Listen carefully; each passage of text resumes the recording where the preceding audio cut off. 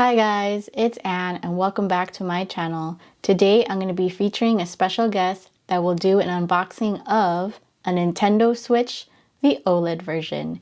If you're interested in watching this unboxing, keep on watching. That's right, you guessed it, my husband will be doing the unboxing. But before he does the unboxing, I just want to mention he traded in his original first gen red and blue Nintendo Switch for $260 at GameStop. He was able to do this because they had a promotion, and at the same time he was also a Power Up member that gave him extra cash points. So I just want to say that this was definitely an upgrade and it was worth it because he didn't have to pay much more to get it. Hi guys, that'll be me, Ian. That's correct. Anne said I'll be the special guest. Here's the new Switch that we've been talking about, and of course the white one. So the only difference about this box is it's taller because the old one is much more wider. So, and then also the back piece out the box is much different. Ta-da! But the only thing wrong with this box, it has mold damage. I was upset seeing that because it's a sore eye thing for a gamer. So anyways, we got this OLED Nintendo Switch during Christmas. So I traded in my first gen Nintendo Switch, the neon blue and then the red one. I got it for $2.99 at that time, but I able to trade it in for $2.20. But then since I was a GameStop Pro member, I get extra credit for it, for store credit. So I ended up running out to $2.60. So it's not bad since I purchased my old one for $2.99. Got it during Christmas. It was just end up randomly looking on website, and then it came up, says add to the cart. So I went to my car, grabbed my stuff and purchased it. So, and there you go, just finally got it. I waited for a couple months to get this because when it came out on October, I think it was sold out everywhere. So, and since the white one, all the time, I always want to get the white one. Majority of my consoles are whites. So right here, you guys could see, it's the white version. So right now, I'm going to do unboxing.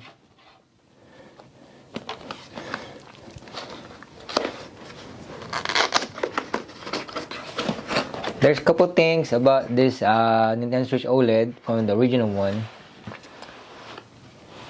See, first what comes in the box. Here was the actual screen. You guys can see.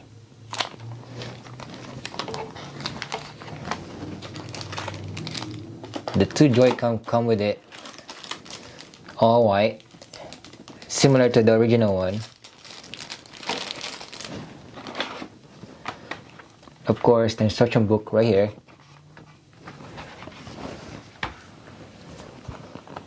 Then the natural cables, the HDMI,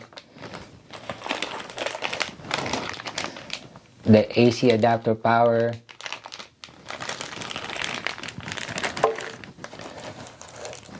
then these two attachments right here to strap it on to your arm if you're doing one-on-one or two-player mode. And then of course the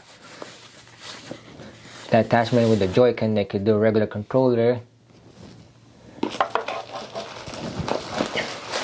Then the hub. The hub is also the same color as the OLED, which is white.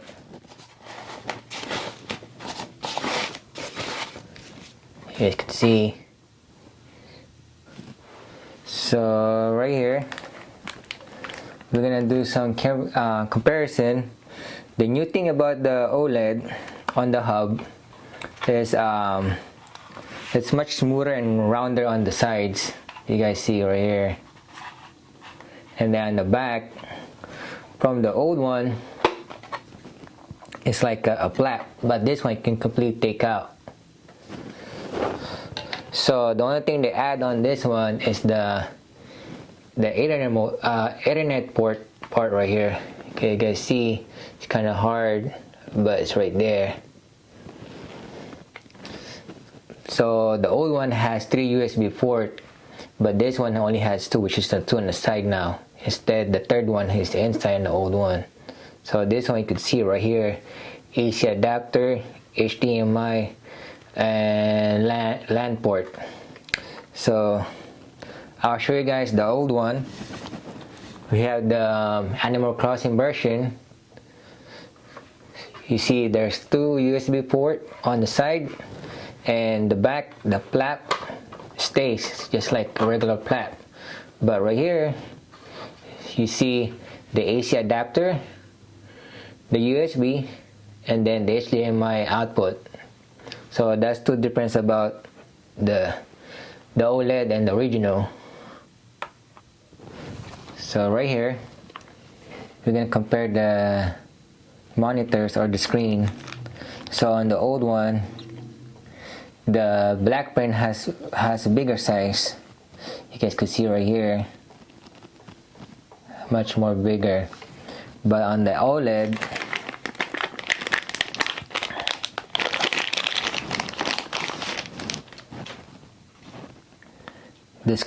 the black screen is much more smaller. So we'll turn it on to see.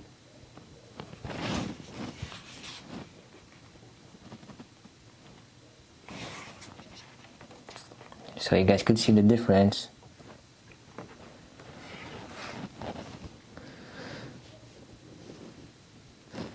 See, the frame is much more smaller than the original one. And then also on the back part, there's a small flap to stand it. So on the old version, they're on the left back side. You take it out, you can see right there. That's where also the memory card is for the external memory. And you stand it like that, and you got that small piece right there. So I'm gonna turn around so you can see it backward. See right there. But on the OLED has a bigger one, the whole piece right here in the back. That's the upgrade part, and it's much more stable. Then you could do more. You could stretch it out more. Could go a little bit more flatter. So that's the good thing about the OLED, because you don't have to worry about that small piece to break, because the small piece right here, it could break easily if you put too much pressure. Then also on the old one, the audio, or we call it the speaker part, is like right here. It's kind of tiny to see it right there. You might see a little bit, but on the OLED it's much more wider both sides, and it's right there. The internal memory for the old version of the Nintendo Switch only has 32 gig versus the OLED has a 64 gig memory internal. So that's a good upgrade. So now you can put more games in it without buying a much more higher memory card. Majority all the old one and the new ones are almost the same on the top section. It's just the sound volume button from the minus and the plus is like this. The old one has shorter, but the new one has longer. Right there. And then also where the heat sink at, because the heat sink on the old one is much open.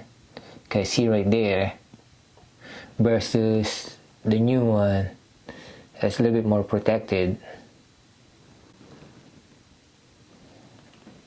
You could switch around Joy-Con, so you could use this Joy-Con to this one, and this one could go right here. So there's not really a difference on Joy-Con, because the difference is just the color, and that's pretty much it. They did not really do any changes. The button location, everything are the same, just the color. So you could swap Joy-Con in case this one gave up. You could get a different color, or you know.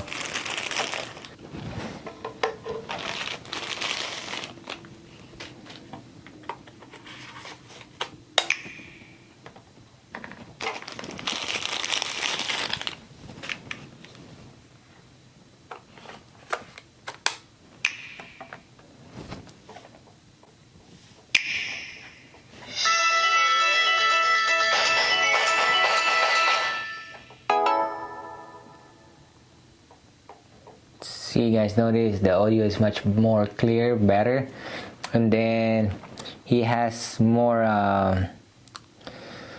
light in the new one versus the old one.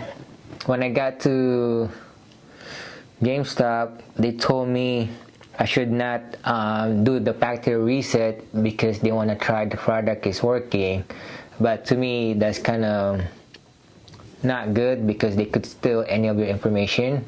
So I'd rather restart everything. At least they set it up because they have their own internet line there anyway. So to me, it's the best way if you're gonna do trading consoles. Always reset, because you never know what information is stuck in your console. It could be your credit card and everything like that. So it's better to reset to a factory setting.